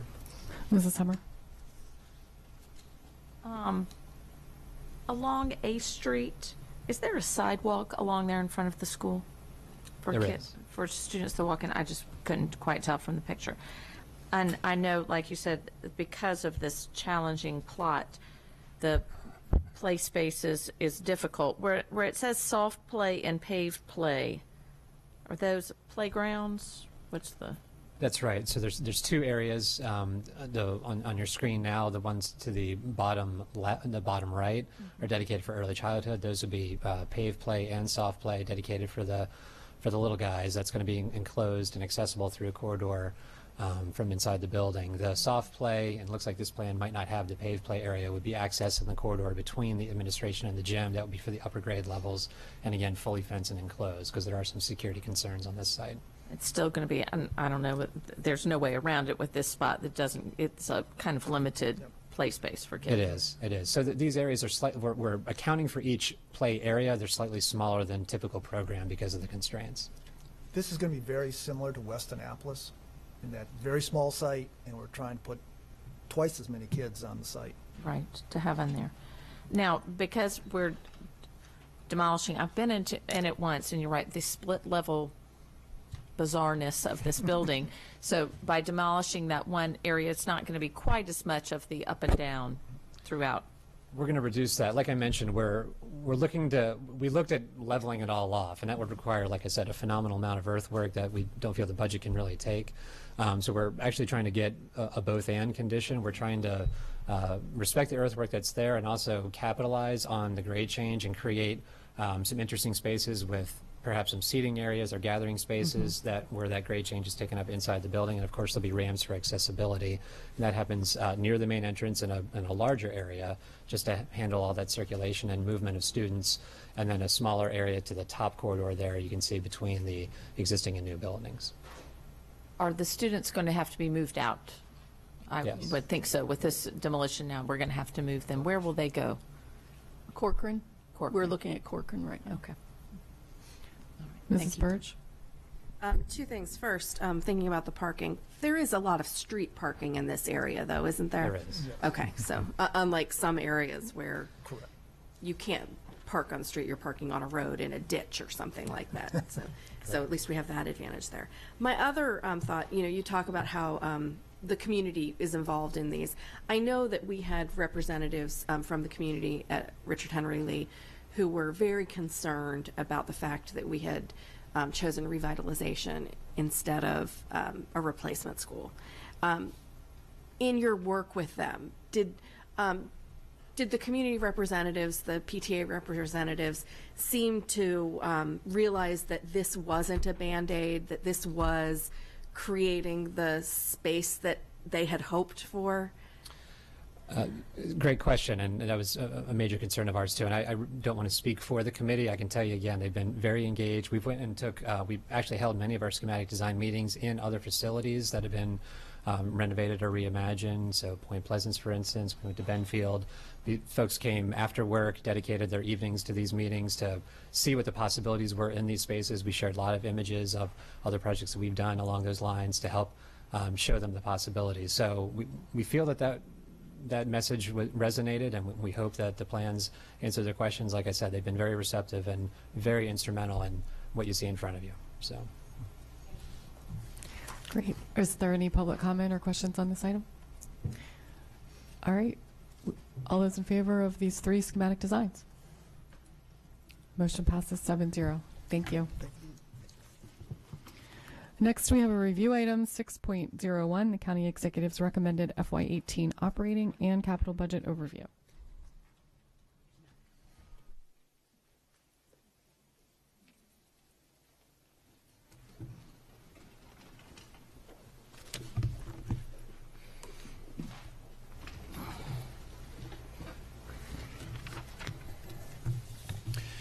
Good morning. For the record, I'm Alex Shaknovich, Chief Operating Officer. Please allow the rest of the panel to introduce themselves as well. Matt Stansky, Director of Financial Operations. And Lisa Seaman Crawford, Director of Facilities. And it's our intention to present an overview of the County Executive's proposed capital and operating budgets for FY18. His proposals were put forward on May the 1st, as is required by county charter. After consideration of the Board of Education's proposed budget recommendations, as well as those of other department and component units such as the community college and the library. What we propose to do is first provide the board with a briefing of the operating budget and then entertain any questions that the board might have with respect to the operating budget first. And then we'll set that aside and we'll do the same thing for the capital budget. We'll provide the board with a brief overview and some commentary on that and then entertain questions if that suits the board. So on the operating budget side, our operating budget request for this year that was put forward by the Board of Education was $1,172,000,000, which represented a $50.8 million increase year over year, 18 over 17. The county executive's proposal, including revenue from all sources, is for an increase year over year, 18 over 17, of $32.1 million. That's the net increase. On a percentage basis, the percentage increase that was requested at the bottom of your page was a 4.53% increase year over year. The county executive's recommendation is for a 2.87% increase year over year. So we'll begin with an analysis of the revenue side. So that's the money coming in from the federal government. The budget that is currently under consideration by the county council would recognize a $200,000 reduction in federal revenue, largely due to the wealth inverse relationship with wealth. The state government, similarly, we would recognize a $2.8 million increase in government that was downwardly forecast, as you recall, in earlier comments that we presented in February, again, largely correlated to wealth.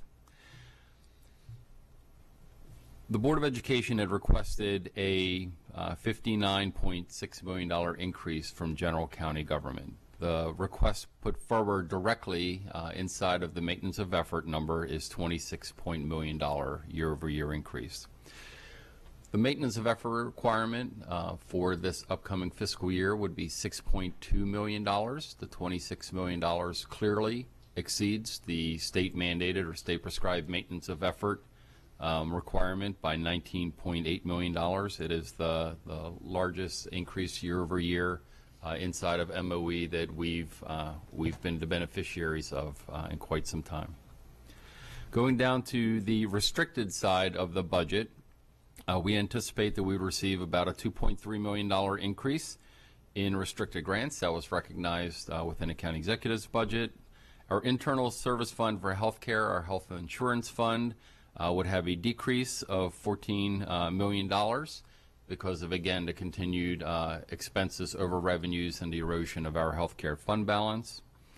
The food services budget that we spoke about momentarily, a few brief minutes ago, in spite of being able to keep the meal prices equal and have no fee increases, we anticipate that food and nutrition services would have an additional $2.5 million in revenue. The school district and the county government approached the state of Maryland with a non-recurring one-time exclusion request that amassed to $22.5 million. Upon consideration of the case that was put forward before the state superintendent and the state board, ultimately they did decide to grant us that waiver. It's important to note that those waivers are seldom granted. They're granted with a tremendous amount of reluctance and caution. The state puts a tremendous amount of due diligence into those. And as far as I'm aware, a $22.5 million waiver from the state of Maryland is likely the largest, or if not clearly amongst the largest, again, in recent times.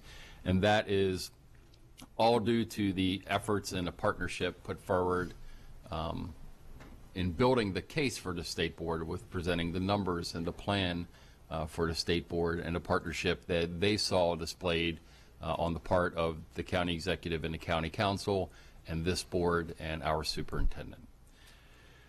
So that comes in two different pieces then. The first piece is a $15 million non-recurring one-time fund infusion into the self-insurance fund. Now remember, last year there was a $10 million one-time exclusion approved by the state of Maryland. So this one's 15, but you have to net out the old 10, so it's essentially 5 million over last year, right? You have to take out the 10 last year, add back into 15. And then there's an additional $7.5 million, again, a one-time non-recurring funding source that would be available to help transition employees from today's structure in terms of copays and premium splits over towards a new model that we're continuing to negotiate for. So that's on the revenue.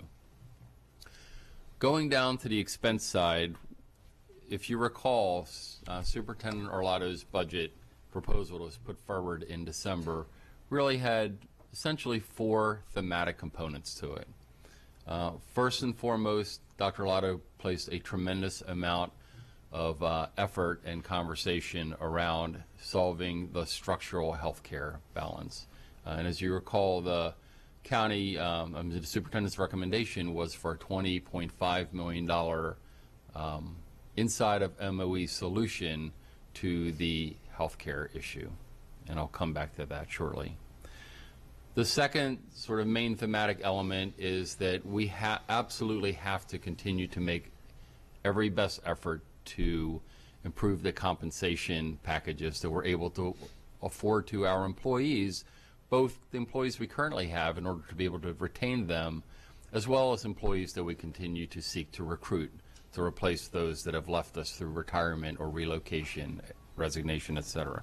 So that recruitment and retention element is critical to a school district our size, and the compensation package that we can afford to those employees is part and parcel to that recruitment effort.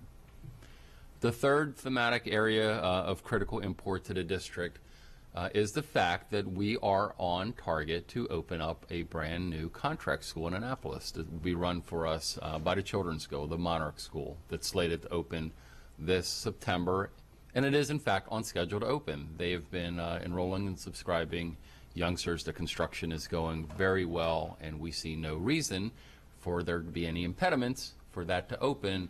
We also have a contract, tongue-in-cheek, a contract for a contract school. We have a contract with them, and we're obligated to pay the per student allocation, or per pupil allocation to them. So thankfully, that was recognized and funded. And then finally, the programmatic elements. So the programmatic elements are those that allow us to continue to address enrollment growth, continue to expand programs such as our STEM programs, our EEE programs. So taking those 4 large thematic areas and teasing them apart, in the area of healthcare, we have both a short, and medium, and a long-range plan.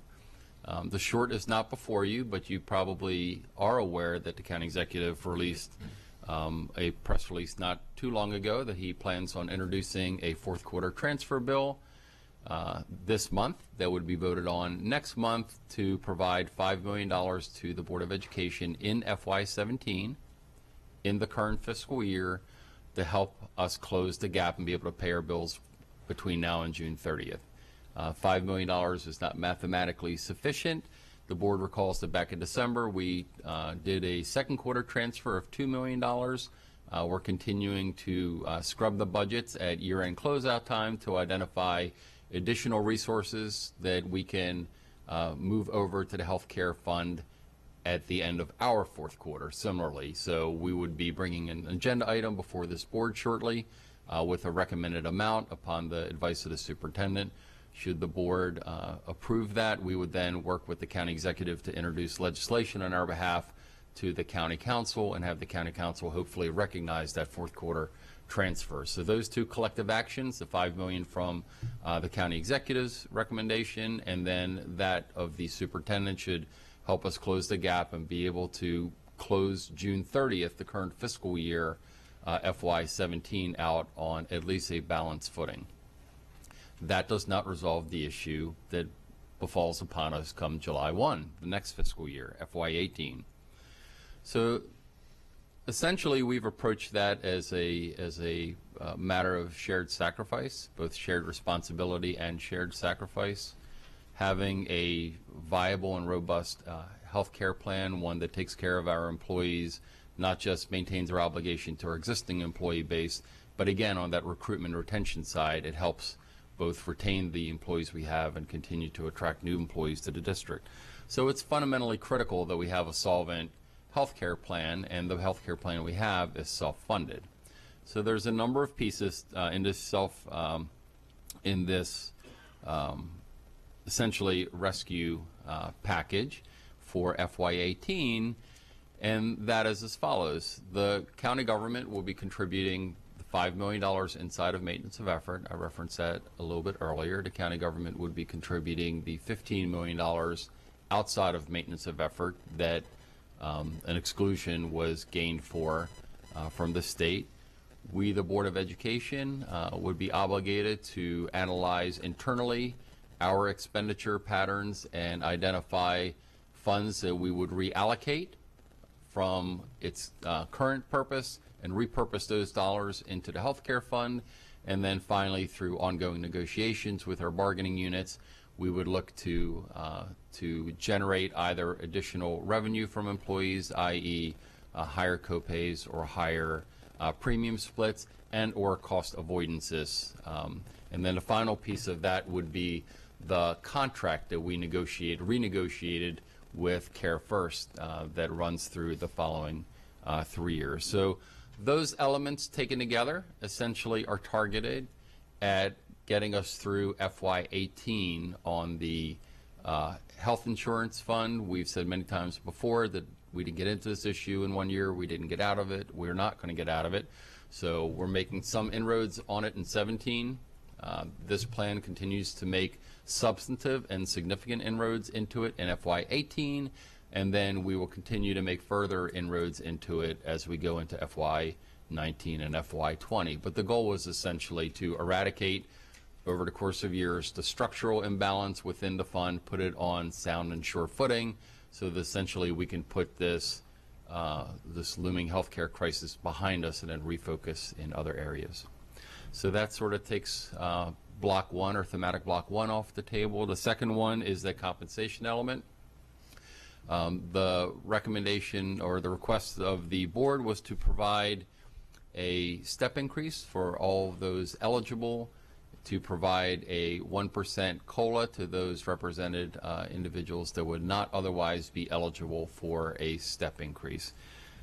In addition to that, there was an amendment that the board put forward that would provide a supplemental step increase, a retroactive step increase to employees that were enrolled here, employees of ours back in the 08-09 calendar year, and still remained in that role within that bargaining unit at a minimum in the year ahead. The county executive's proposal does fully align with the recommendation that was put forward by Dr. Arlato at his December budget time. So it would fully fund a mathematical equivalent of a step for all eligible employees, the 1% for those employees who are represented but would not essentially be eligible, i.e. those that are topped out. So there is sufficient funding to do that. Obviously, it's all subject to negotiations, and those negotiations are ongoing with all of the represented groups as we speak. What was not funded, however, was the amendment that was put forward by the board. So for that supplemental element that would have been the legislative intent of this body was to target that to those individuals that were with us in that 08-09 year. So that has not been addressed through the county executive's recommendation. The third one, obviously, is the Monarch School, as well as supplemental funding to the remaining charter and contract schools. So the two different pieces of that is, as I said, we're going to be opening up a new Monarch contract school in Annapolis. They believe that their enrollment is going to be in the area of 580-ish students. Are actively working on that as we speak. We do not see any impediments from them being able to enroll as many students as their contract allows, and we have sufficient funding in order to be able to handle the per pupil allocations for those students. And then for our remaining schools, it's essentially a tide rising, all boats at the same level. So when our budget goes up, the budgets of the Chesapeake Science Point School, the school out in the Monarch School in Laurel, the Monarch School in Glen Burnie, their budgets proportionally rise as well. So there is sufficient funding to handle all that. The final element, though, is that programmatic issue, and we have to be, cognizant of the fact that we do live in an area of constrained resources. We do live in an era in a fiscally conservative county, but most importantly, we live in a county that requires all units of government, all component units, all departments of the county government to work together and collaboratively to best ensure that this county continues to advance, continues to support its citizenry, and provide them the services that they need. So in addition to Board of Education, we obviously have the college and library system, our sister component agencies, and then the myriad of departments within the county government. The county executive, as you know, in formulating his budget, has to take all of those in concert and make the best decisions, the best recommendations, given the fiscal constraints of the county, their ability to yield property taxes, for example, in our revenue cap environment, and then put forward a plan that he feels best positions the county to success and proper. But I'll go back to what I started out with. There are limits on that, and within those limits, given that the focus and priorities on resolving the healthcare crisis that we are in, and I'm using the word crisis deliberately, being able to provide a compensation package for the employees, being able to successfully open up our Monarch Contract School, well, there's only so much, juice in the orange, and some things are going to have to be sacrificed. We all have to make hard choices. Certainly this board does, certainly the county executive did, and certainly the county council soon will have to do that. And so the bulk of the differential between what was funded and what is recommended by the county executive falls into those two areas: the amendment that is previously referenced, the ones applicable to the 2008 employees, and then to the programmatic enhancements. And quite honestly, the focus is on shoring up the footing that we're currently on before we, look to continue to expand into new programmatic areas, et cetera. So as a result of that, we had asked for 120.3 positions across a myriad of categories, a myriad of programmatic areas. 4.5 of those positions are recommended for funding. Those are essentially positions that are being transferred or reallocated in terms of its cost structure. They are not new FTEs. Those positions exist today. They're simply going to be paid for in a different manner. So we have the recognition and the authority to move and treat the funding source for those 4.5 positions differently.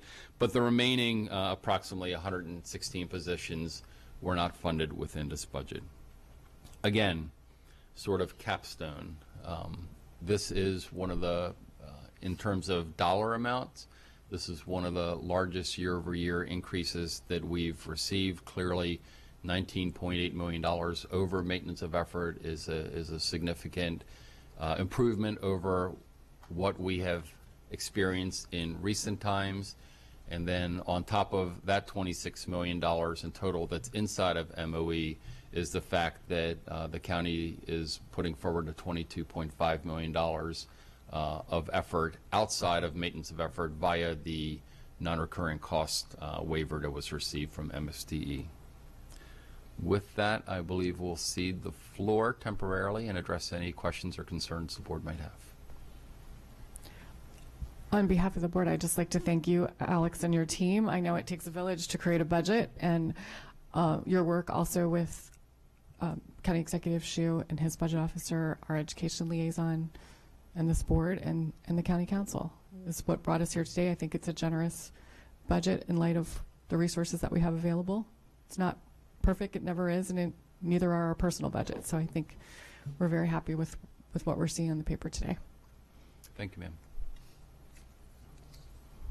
I don't have any board questions. Is there any public comment? All right, we'll move on to capital. So in the transitioning now to the capital budget, the Board of Education in its approved FY18 recommended budget, we were asking for $240.6 million in aggregate. Again, that's from all sources. The county executive's recommendation for FY 2018 is $195.3 million. So $95.3 million from all sources versus the $240.6 million request. But I need to put that into context. I think some folks may go and take a look at last year's budget where we asked for $243.6 million that was approved and say, well, $240.6 million seems a lot higher than $195.3 million, which is in fact the recommendation this year. But there's a very important nuance. Last year's budget was very atypical because we asked for appropriation authority for $94.1 million via a federal grant that was in support of a grant proposal that we still have not officially heard back about for Meade High School. So to be fair, year and year, to put this in context at a high level, you essentially have to back out that federal grant. Backing out that federal grant last year then, so you can compare apples to apples, the approved budget, CIP budget from last year was $149.5 million. The recommended budget this year is $195.3 million. So it is in fact, again, correcting for the federal grant anomaly, it is in fact a market improvement year over year from the budget that we currently have in place in FY17.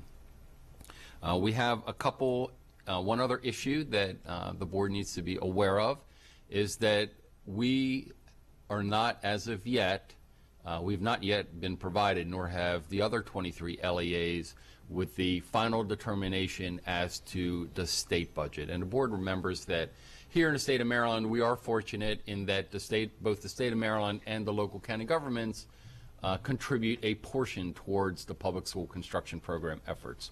The state has not yet finalized their numbers.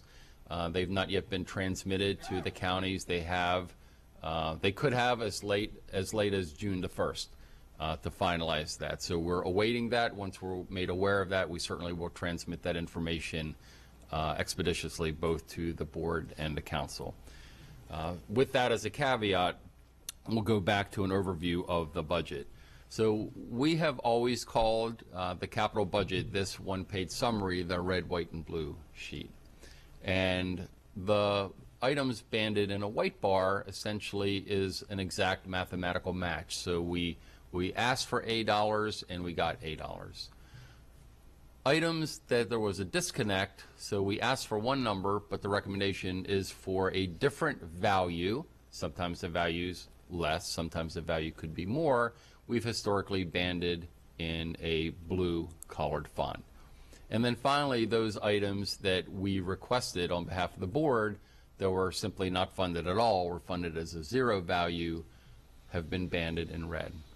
Well, you'll notice in the exhibit that was provided to the board members, there is no red font in the FY18. So let's begin there. There are no items that are not funded at all. You'll see that a tremendous amount of the projects banded in the white font are fully funded. So that leaves then those that are in blue, where there is a differential to some extent from the request and the actual value. Staff and the superintendent proffered the following. This budget does in fact support our capital program. It supports it very well. There are not projects that are going to be delayed. There's not going to be school openings that are in any way going to be deterred or have to be altered as a result of the funding schema that is put here. We just heard, for example, the presentation on the 3 elementary schools, the Edgewater, the Richard Henry Lee, the Tyler Heights. So the trajectory of those projects, the long-term trajectory of those projects is not fundamentally altered by that, as are the fully funded projects, the projects like Manorview, High Point, Cromwell, Jessup, Arnold, and Crofton, the marquee 6 that are going forward at this time. Again, they are all fully funded. We are not altering the schedule on those. So as in capstone, I think it is an extremely generous budget.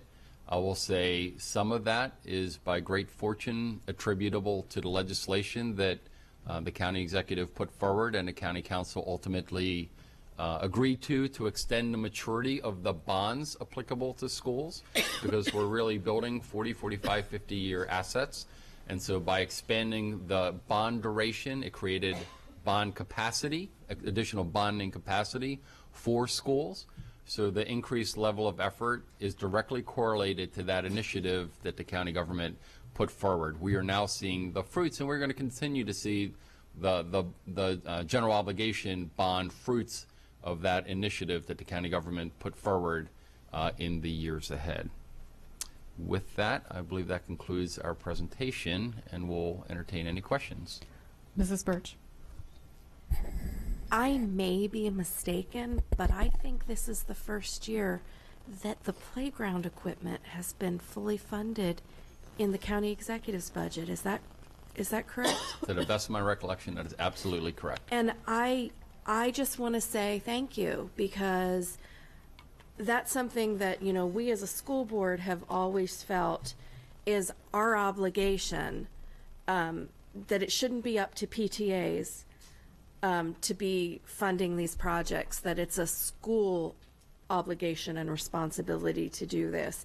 And I'm very grateful that the county executive has realized that it is our public duty to provide those facilities for all of our students, not just the ones whose parents can have the fundraisers. The council has helped us out in previous years, but now we don't have to go through that. So I'm very grateful for that. It may only be $300,000 in this huge budget, but it's a really important $300,000. Mr. Grannon. Hi, Alex, thank you very much for that presentation. I just want to understand something. For the 3 schools that we heard the presentations on today, if I'm reading this correctly, it looks like the deltas between the budget amount requested and the budget amount proposed range between $11 and $13 million for each school. So how is it possible that those projects can proceed as planned? So to date, we've been funded for both the feasibility study and essentially schematic design, which you just heard a presentation here. This funding is sufficient for us to continue and complete the rest of the design, which will take the bulk of the year ahead. So we'll have sufficient funding to complete the designs through the design development and construction document phase. We'll be able to create the bid packages. We'll be able to get the permits. We'll be able to, in fact, bid the projects. We'll be able to do the site analysis, the soil borings, the traffic studies, everything that it's going to take to queue up the projects. Then, should we have the good graces, in the next capital budget, the FY19 budget, we would receive the construction dollars to break ground. So we will continue with our design, permitting, bidding, and engineering activities in the current year to get everything lined up that come July 1 of next fiscal year, if we receive the appropriation authority and approvals from the state and the county, we'll break ground at that time. Should we be able to break ground at that time, that does not jeopardize the opening of the school. The end date, our target opening date of the school, will remain as we have intended it to be. Okay. Did the initial request that was approved by a majority of the board basically entail something going beyond schematic design and beyond groundbreaking, but actually a portion of the construction budget? I'm just wondering why there's such a big difference. Sure. The gap essentially is, if, say, for example, we were in a position to be able to bid the projects in May, which means we could bring contract awards in my hypothetical construct. We could bid the project in May, bring the contract awards to you in June. We would have the appropriation authority to then execute those contracts in the month of June for a July start. Without that appropriation authority, we would bring the contracts to you in the first meeting of July instead of the last meeting in June in FY19. So, you know, there is a very small gap potential there, but over the course of a 3-year project, you know, you can very easily make up make up 2 weeks. So we don't feel that this jeopardizes, that the funding gap in the FY18 jeopardizes the published and scheduled opening date of those 3 schools. That would materially change should the funding not come to fruition in FY19, but that's still a year away from today. Thank you. Yes, sir. Mrs. Summer? I'm very pleased with both of these budgets. I think they reflect the best way for the different county entities, including ourselves, of working together. I think we all understand that our first priority is to the children, and that the school system drives so many things in the county, whether jobs and housing prices and all that, so it behooves us all to work together. And again, I want to commend you and your staff and Dr. Arlotto and County Executive Shue and John Hammond and the council, who all worked together to draft this first one, because I think it really reflects the priorities of what we need, and again exemplifies how we all work together, because we're all in for the same goals. So thank you. Mrs. Nalley? I just want to echo those comments and say I've been on the board a long time. Looks like it's going to be a lot longer, but than planned. I can't get rid of me. But in my history, experience, I believe this is the most collaborative. I want to thank Aimee Brandenburg. I want to thank County Executive Shue. I want to thank our superintendent, our board members. This has been collaborative. I certainly want to thank Alex and his team. It's been a collaborative effort. As Stacy said, not even our own budgets are perfect.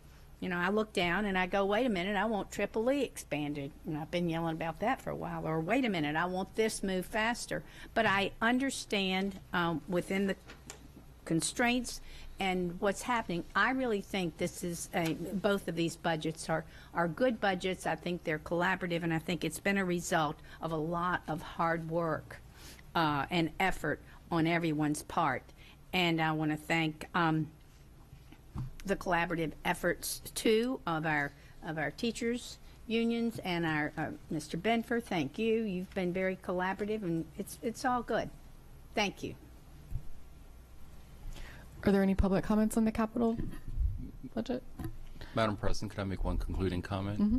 I just want to articulate upon the remaining path going forward. Mm-hmm. So we will be making a presentation before the county council, because remember, this is the recommendation of the county executive, and essentially after May 1, the responsibility for the approval of the budget shifts to the county council. So we'll be making a presentation before the county council this upcoming Monday morning. The county council will hold 2 public budget hearings Monday night at 7 o'clock at North County High School, and Thursday evening in the week ahead at Maryland Hall, also at 7 o'clock. Their sign-ups are at 6 o'clock. It's a wonderful opportunity for the citizenry to come out and be able to learn more about the budget and advocate for those things that they care deeply about, be it the school district or any other concern or priority they have. The County Council is on a track, has a published calendar that has them adopting the budget on the 14th of June, which is one day ahead of their mandated June 15th completion date.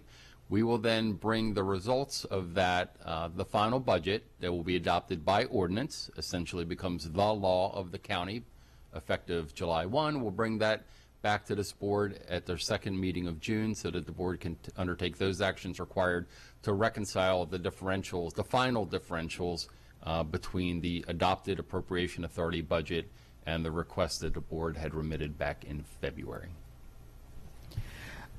I want to echo that and just encourage our citizens to make an effort to go to the public hearing Monday night at North County High or Thursday at Maryland Hall.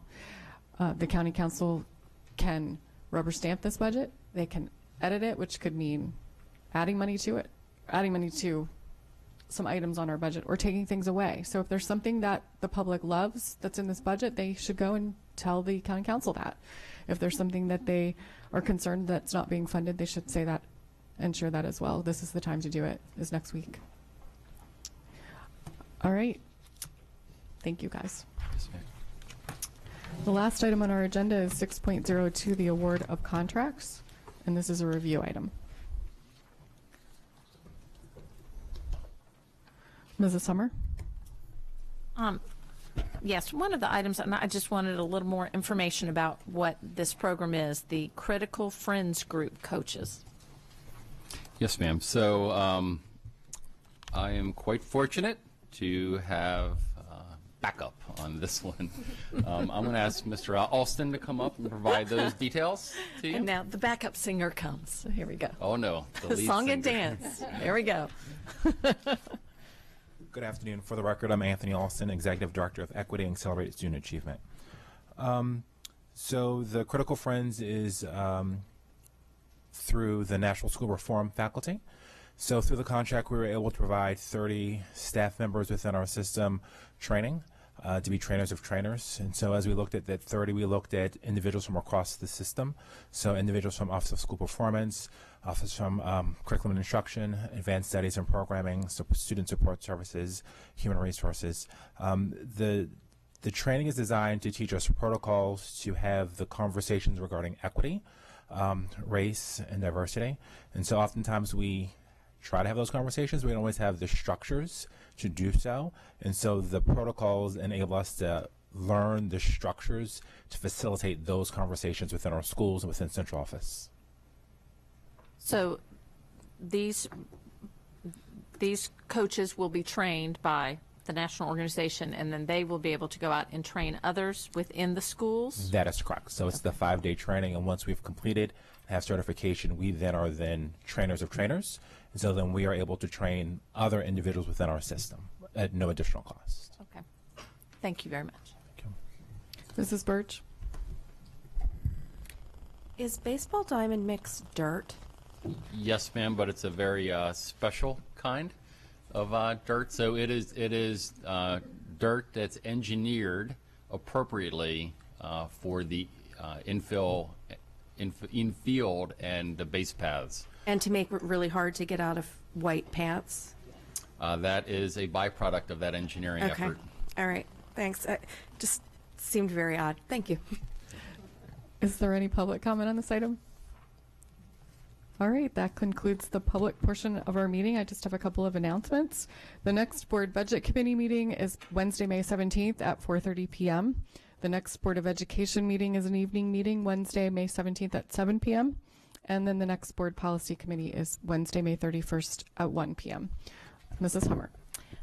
Yes, I move that we go into closed session to consult with counsel to obtain legal advice on a legal matter and to conduct collective bargaining negotiations or consider matters that relate to the negotiations. All those in favor? All right, we're now in closed session. Thank you.